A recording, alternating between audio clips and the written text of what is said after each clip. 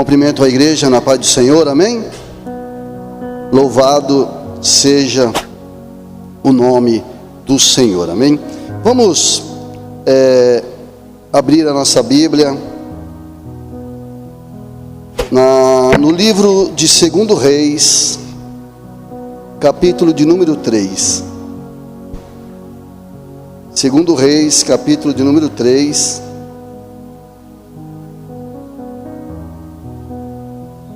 Glória a Deus. Nós vamos ler a partir do versículo de número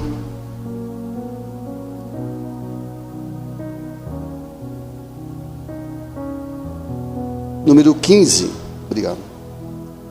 2 Reis, capítulo 3, versículo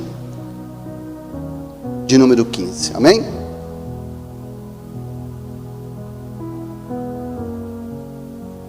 Diz assim a palavra do Senhor: Ora, pois trazei-me um tangedor, ou no caso, nessa tradição, um músico. Ora, pois trazei-me um tangedor, ou um músico. E sucedeu que, tangendo o tangedor, deixa eu ler ali, né? E sucedeu que, tocando o músico, veio sobre ele a mão do Senhor. 16. E disse assim o Senhor: Fazei neste vale muitas covas, porque assim diz o Senhor: não vereis vento, não vereis chuva, todavia este vale se encherá de água, que bebereis vós e o vosso gado e os vossos animais. E ainda isto é pouco aos olhos do Senhor, também entregará ele os moabitas nas vossas mãos. Amém? Feche os olhos por um instante, incline a cabeça, pede para Deus falar com você nessa noite, pede para Deus ter misericórdia da minha vida e usá-la como ferramenta, como instrumento, em nome de Jesus.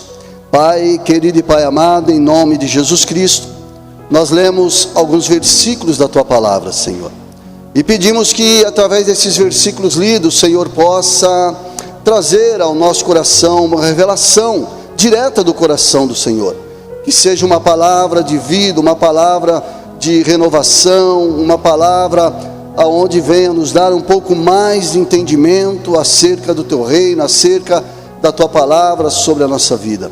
Em nome de Jesus Cristo, Pai, fala conosco nessa noite, em nome de Jesus, amém e graças a Deus, aleluias, glória a Deus. Meus amados, eu nessa noite, lendo esses versículos, eu quero trazer uma reflexão para as nossas vidas sobre andar, fazer alguma coisa, decidir alguma coisa debaixo dos propósitos de Deus. E qual a diferença de quando as coisas são feitas sem o direcionamento do Espírito, sem o direcionamento de Deus? Obviamente que a diferença é muito grande, os resultados são bem diferentes, e eu quero aqui nessa noite, através desses versículos aqui, fazer essa reflexão para as nossas vidas, para que nós possamos talvez tomar um pouco mais de cuidado, ou então enriquecer ainda mais os nossos comportamentos, os nossos conhecimentos em relação às coisas de Deus. Nós lemos aqui sobre o rei Jorão, o rei de Israel. Antes de começar a falar sobre o rei Jorão, sobre os versículos que nós lemos, eu quero, porque às vezes, ou quase sempre, a gente acaba fazendo muita confusão quando a palavra é direcionada para Israel, quando a palavra é direcionada para Judá. Nós acabamos, de alguma forma, às vezes não entendendo para quem é, para quem não é. Então, para que os irmãos possam entender no decorrer da palavra, Israel era um reino unido. Começou a ser reinado pelo rei Saul. Ele reinou por 40 anos, foi sucedido pelo rei Davi, que reinou mais 40 anos, e por fim, no Reino Unido, Salomão, que por mais 40 anos. Então, nós entendemos que o Reino Unido ele durou por volta de 120 anos. Quando Salomão morre, seu filho Roboão, ele assume o reinado. Jeroboão se rebela, se revolta com o filho de Salomão, a ponto de dividir o reino, ficar 10 tribos para o reino do norte e 2 tribos para o reino do sul. O reino do norte, conhecida como Israel, tendo como capital Samaria, e o reino do sul, Judá, tendo como capital Jerusalém. E quando chega nesse momento aqui, o rei Jorão, salvo engano, o 6º rei, já do reino dividido, do reino do norte, ele assume o reinado sucedendo a morte do seu pai Acabe. Ele era filho de Acabe e filho de Jezabel. Ele não foi um rei tão ruim quanto ao rei Acabe, mas também a Bíblia vai dizer que ele fez o que era mal aos olhos do Senhor. E quando Acabe morre, o rei de Moabe, ele se rebela agora contra Israel, porque os moabitas, eles pagavam tributos para Israel, para o rei de Israel. E com a morte de Acabe, eles se rebelam e dizem que não vão mais pagar tributos, não vão mais pagar impostos ao rei de Israel. O rei de Israel, então, obviamente, se enfurece com a atitude do rei de Moabe, e ele resolve guerrear os moabitas, a terra de Moabe. Ele faz o recenseamento do exército dele, ele dá uma olhada na situação, ele dá uma olhada na quantidade de homens que ele tem, no poder bélico que ele tem, e ele chega a uma conclusão que sozinho ele não conseguiria chegar até Moabe e vencer os moabitas. Os moabitas eram mais poderosos do que ele no quesito de guerra, de preparação para guerrear. Então o rei Jorão, ele manda um mensageiro para o rei de Judá, Josafá, e pede ajuda a Josafá. Explica para Josafá a situação, que os moabitas se rebelaram contra ele, detalha a situação, e o rei Josafá responde para ele, manda o mensageiro levar, que ele iria se aliar ao rei de Israel, que ele seria como o próprio Jorão, que os soldados dele seriam como os soldados de Jorão, e eles então resolvem atacar, resolve ir em direção aos moabitas. O rei Jorão pergunta, já de imediato, ele pergunta para o rei Josafá qual o caminho a percorrer, qual o caminho mais estratégico, qual o caminho melhor para se chegar até Moabe. E então o rei de Josafá fala: nós vamos pelo caminho de Edom, pelo deserto, pelo vale de Edom. E aproveitando que iria pelo vale de Edom, o rei de Edom também se junta ao rei de Judá e ao rei de Israel para ir atacar. Então eles preparam, eles planejam, eles desenham, eles arquitetam como seria o ataque, por onde chegaria, como que eles, sintetizando e resumindo, como que eles venceriam a guerra. E aí, depois deles decidirem, depois deles fazerem ali a arquitetura do ataque, eles começam a ir em direção ao rei de Moabe para atacar.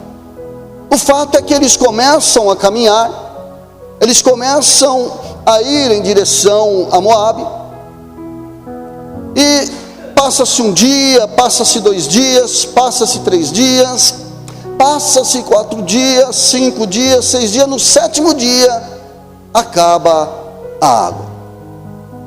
Acaba a água, e eles olham para a situação, e ficam perdidos, porque como é que eles conversando entre eles, o que nós vamos fazer agora? Porque voltar não dá, 7 dias caminhando, os animais morreriam de fome, eles mesmos não suportariam, ir em frente também não daria, porque a situação era a mesma, sem água.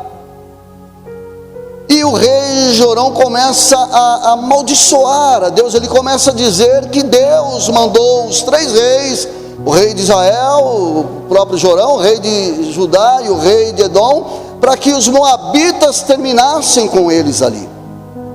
Eles chegam ali e ele começa então a dizer: olha, Deus nos trouxe aqui para acabar com a nossa vida, Deus ele nos trouxe aqui para nos colocar na mão dos moabitas. Agora, irmãos, eles não planejaram, eles não arquitetaram, eles não colocaram lá qual a quantidade de água que seria necessário para chegar até. Eles fizeram ali a arquitetura, e aí está errado. E eu já quero aqui abrir uma parênteses para nossas vidas, que às vezes os nossos projetos, os nossos planos, as nossas arquiteturas, às vezes elas falham. E quando elas falham, pode ter certeza de uma coisa: Deus ele não tem nenhum tipo de responsabilidade, porque pode ter certeza de uma coisa: quando Deus está no direcionamento, quando Deus ele está na direção da situação, os projetos, os planos não falham. O rei Josafá então olha para o rei Jorão e fala: não, Deus ele não disse nada disso para nós, ele não falou que nós estamos aqui para ser entregue, ele não falou para nós que nós morreríamos aqui, ele não disse isso. Por acaso não há um profeta de Deus por aqui por perto que nós possamos consultar a ele para ver o que ele fala?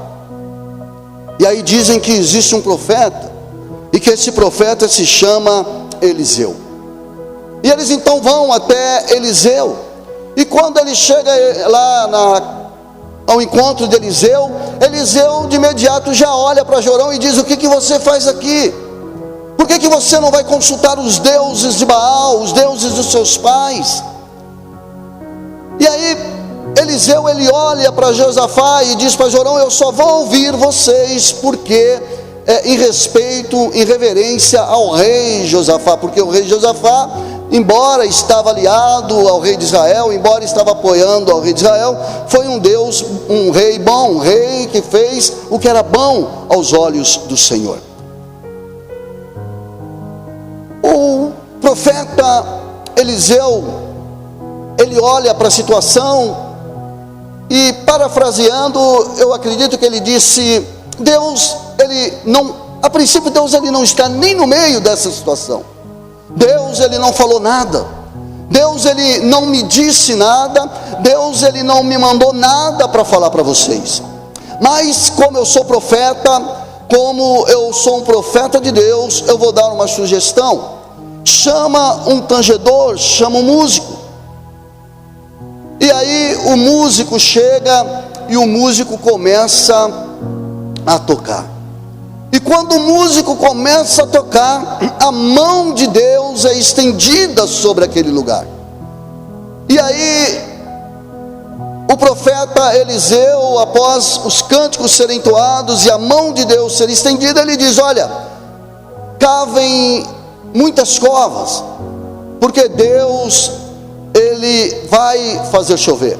Vocês não vão ver sinal, vocês não vão ver nada que possa animar a vocês, vocês não vão ver nada que possa dizer para vocês que vai chover, vocês não vão ver sinal nenhum, vocês não vão ver vento, vocês não vão ver formação de nuvens, mas Deus vai fazer chover, Deus vai prover, Deus vai estender as mãos sobre essa situação. Irmãos, eu quero nessa noite aqui, dentro dessa situação desses reis, já dizer para os irmãos que se acautelem em tomar alguma decisão na vida dos irmãos, se acautelem na hora de tomar algumas atitudes. A primeira coisa que se deve ter para que nós se demos bens nas nossas escolhas é que Deus esteja presente, é que as mãos de Deus esteja estendido sobre as nossas vidas. Se nós fizermos sozinho, se nós planejarmos sozinho, se nós tomarmos o direcionamento da causa, se nós resolvermos fazer as coisas por conta própria, pode ter certeza de uma coisa: uma hora ou outra vai terminar na água, uma hora ou outra vai dar errado, porque as mãos de Deus não estão estendidas sobre a nossa vida. Agora, a gente aprende aqui algo também muito importante, quando o profeta Eliseu chama o músico. Eu entendo, amado, que quando nas nossas vidas as coisas também não estiverem indo bem, quando as coisas na nossa vida não estiverem do jeito que nós gostaríamos que estivessem, a melhor solução é louvar ao Senhor, é exaltar a Deus, é dizer o que está em 1 Tessalonicenses 5,18, quando Paulo diz: dai graças em tudo, porque reclamar não vai levar a lugar nenhum, dizer que Deus é culpado só vai piorar a situação. Lamentações capítulo 3, versículo 39 diz o seguinte: do que se queixa os homens, senão dos seus próprios erros e pecados. Fazer as coisas fora do propósito de Deus pode nos levar à falência física, psicológica e espiritual. Os irmãos querem ver um exemplo de uma decisão fora da presença de Deus? Família de Ruth, de Noemi. A Bíblia vai dizer que chega um momento que acaba o pão na terra do pão. Judá é conhecido como a terra do pão. E chegou um momento que acabou o pão na terra do pão. Irmãos, eu ouvi um dia alguém falar uma verdade.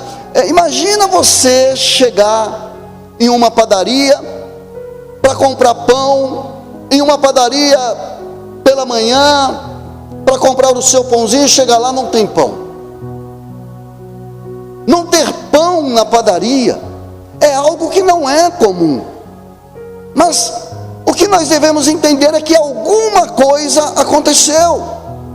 Ou o maquinário quebrou, ou o padeiro teve algum problema, não foi trabalhar. Alguma coisa aconteceu para não ter pão. Mas o fato de não ter pão na padaria não quer dizer que a padaria deixa de ser padaria. Ela continua sendo padaria, ela continua sendo aonde faz pão. E aconteceu isso na terra de Judá, na terra do pão. Falta o pão, e Elimeleque então olha para a situação, e talvez reclamando, ele pega a tua esposa Noemi, pega teus filhos Marlon e Quilion, e vai para a terra de Moabe. E quando eles chegam na terra de Moabe, o esposo Elimeleque morre, a mulher, os filhos Quilion e Marlon morrem. Noemi, ela olha para a situação que ela está vivendo, e alguém avisou, de alguma forma chegou lá em Moabe, que a terra do pão voltou a ter pão, que a máquina foi consertada, o padeiro ele foi reestruturado, ele foi restaurado, e tem pão na terra do pão novamente. E aí Noemi, ela resolve voltar. Agora, olha, presta atenção no que eu vou dizer para os irmãos. Uma das noras de Noemi fica lá para a terra de Moabe, mas Ruth resolve acompanhar Noemi. Agora veja, Noemi ela sai da terra do pão, sem o propósito de Deus, sem o direcionamento de Deus, por planos, por arquiteturas da própria família. E a Bíblia vai dizer que quando Noemi ela volta vazia. Ela saiu da terra do pão com esposo, ela saiu da terra do pão com filhos, ela saiu da terra do pão com um poder aquisitivo para poder viver lá em Moabe, e agora ela volta sem esposo, sem filhos, e a Bíblia vai dizer que ela volta vazia. Agora veja Ruth. Ruth ela sai do mesmo lugar que Noemi, mas ela sai debaixo do propósito de Deus. Ela sai da terra de Moabe sem esposo, viúva. Ela sai da terra de Moabe como Noemi, pobre. Ela sai da terra de Moabe totalmente com a vida degradada. Só que a Bíblia vai dizer que quando ela chega na terra do pão, quando ela chega em Judá, ela chega rica. Quando ela chega em Judá, ela tem um casamento de viúva, ela tem um casamento com Boaz, e ela prospera, e prospera muito. Essa é a diferença de você tomar uma decisão, de você tomar alguma atitude sem o propósito, sem o projeto de Deus e com o projeto de Deus. Às vezes, nós estamos precisando chamar o tangedor para a nossa vida. Às vezes nós estamos precisando chamar um músico para nos motivar a louvar ao Senhor.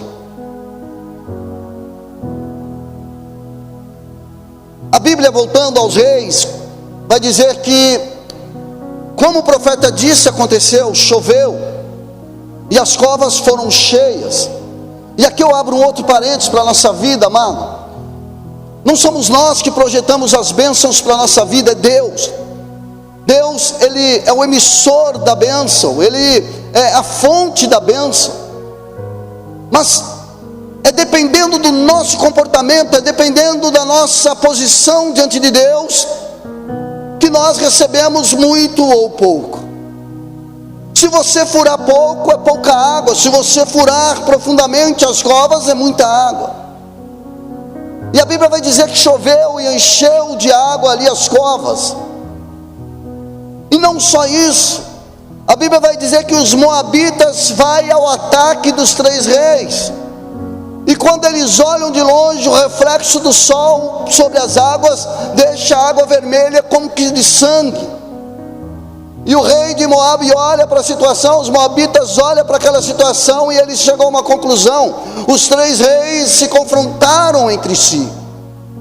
Os 3 reis, eles lutaram entre si e se acabaram. Aquilo que eu previ aconteceu. E eles então se desarmam, porque não precisava de arma. Eles tiram a espada da bainha, porque eles iriam até os 3 reis, até o povo de Edom, o povo de Judá e o povo de Israel, e sacaria dali as armas, as espadas, e precisariam de espaço. Então eles deixam a deles para colocar o que eles pegariam ali no meio do exército de Edom, de Judá e de Israel. Só que quando eles chegam, aquelas águas vai perdendo o reflexo, e eles percebem que eles caíram numa emboscada, que na realidade não foi uma emboscada. Na realidade, Deus estava com as mãos estendidas sobre aquele povo de Israel, povo de Judá e povo de Edom. E ali os reis atacam e vencem a guerra. Agora outra coisa, você vê que há um divisor de águas aqui nessa guerra, na vida desses 3 reis. Enquanto não havia projeto de Deus, enquanto não havia profeta de Deus, enquanto não havia as mãos de Deus estendidas, era só dúvida, era só confusão, era só culpa a Deus. E culpa a Deus, amado, é uma essência. Na verdade, culpar um ao outro. Culpar um ao outro está na natureza do ser humano. Isso vem desde o jardim do Éden. Quando os irmãos olham lá no jardim do Éden, e os irmãos vão ver que o culpado de tudo ali foi Deus. Porque quando Deus fala com Adão, Adão diz o que? Foi a mulher que tu me deste. Culpa de quem? De Deus. A mulher, Eva, diz, olha, foi a serpente. Culpou a serpente. E se houvesse a possibilidade, ou estivesse descrito na Bíblia, Deus perguntando para a serpente, para Satanás, ele iria dizer o seguinte: o culpado é o Senhor. Por quê? Porque o Senhor me expulsou do céu, e eu só estou efetuando aqui o meu ministério, eu só estou fazendo aquilo que é minha responsabilidade, que é meu compromisso. Então veja que funilar a Deus as culpas, parece que é algo que está dentro das entranhas do ser humano. Enquanto eles culpavam, amado, não tinha nenhuma perspectiva. Enquanto eles culpavam Deus pela situação, não tinha água. Enquanto o rei Jorão culpava Deus, não tinha nenhuma perspectiva de continuar, porque não tinha água, não tinha como ir, não tinha perspectiva para voltar, ou seja, eles estavam totalmente perdidos. Assim é a vida de quem anda sem a presença de Deus. Assim é a vida de quem anda sem o direcionamento de Deus. Assim é a vida de quem não tem Deus nas proximidades, nos ambientes que ele vive. Vive de forma perdida, rodeando, patinando, e não sai do lugar. Mas quando há louvor a Deus, quando há culto a Deus, ainda que as coisas não estejam da maneira que nós queremos, ainda que não haja chuva, ainda que não haja aquilo que nós gostaríamos que houvesse, ainda que as coisas são adversas, ainda que as coisas são contrárias à nossa vida, mas quando nós estamos na presença de Deus e nós louvamos ao Senhor, mesmo nessas situações precárias, a mão do Senhor se estende sobre a nossa vida. O rei Davi, ele disse que ele já foi jovem, ele diz: eu fui moço, hoje eu sou velho, mas eu nunca vi um justo desamparado sem nem a sua descendência mendigar o pão. Ei, irmãos, esse é o nosso Deus. Você pode reunir com outras pessoas, você pode reunir com outros líderes, você pode chamar outros aliados, você pode chamar pessoas de status, você pode chamar pessoas que possam te indicar, você possa chamar pessoas que aos olhos humanos vai te dar uma grande força, mas se não houver as mãos de Deus estendidas, se não houver o projeto de Deus sobre a tua vida, se não tiver o direcionamento de Deus sobre a tua vida, amado, não adianta os status, não adianta a pessoa indicar, não adianta quem quer que seja que esteja ao seu lado, uma hora a água vai acabar. Mas se Deus estiver com você, nos seus planejamentos, se Deus estiver nos seus planos, pode ter certeza de uma coisa: as coisas prosperarão, as coisas tomarão um rumo de vitória. Vamos ficar de pé em nome de Jesus Cristo. Eu gostaria que os irmãos fechassem os olhos por um momento. E Abacuque, ele fala algo que serve de lição para a minha vida, serve de lição para a tua vida.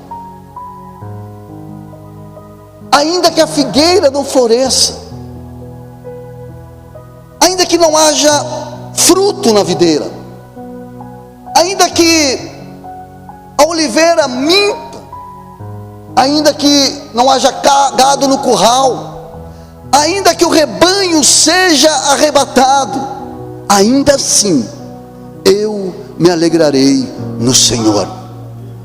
Oh Senhor maravilhoso e santo, Pai, nós estamos aqui nessa noite, Deus, ainda que passando por algumas dificuldades, ainda que passando por algumas lutas, por algumas tempestades, por algumas contrariedades que sobrevêm às nossas vidas, Senhor, mas ainda assim nós louvamos ao Senhor, ainda assim nós damos graças ao Senhor, porque nós sabemos que o nosso amanhã está preparado pelas Tuas mãos.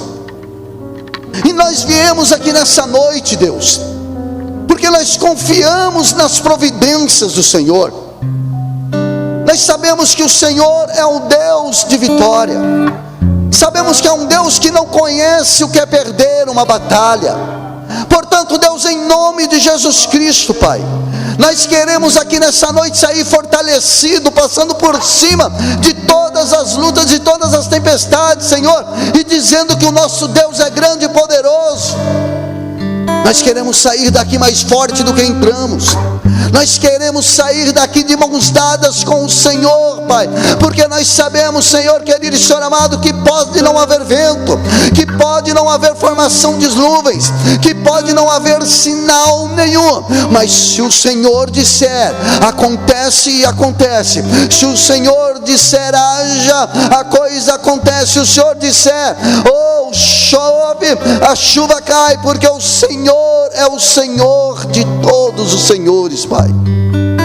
Oh Deus, Jorão, Josafá e Edom, Senhor, 3 reis poderosos, perdido num vale, perdido num deserto, porque a autoridade que eles tinham, Senhor, não poderiam, não podiam, não tinha nenhum tipo de poder, nenhum tipo de eficácia de transformar a seca em água.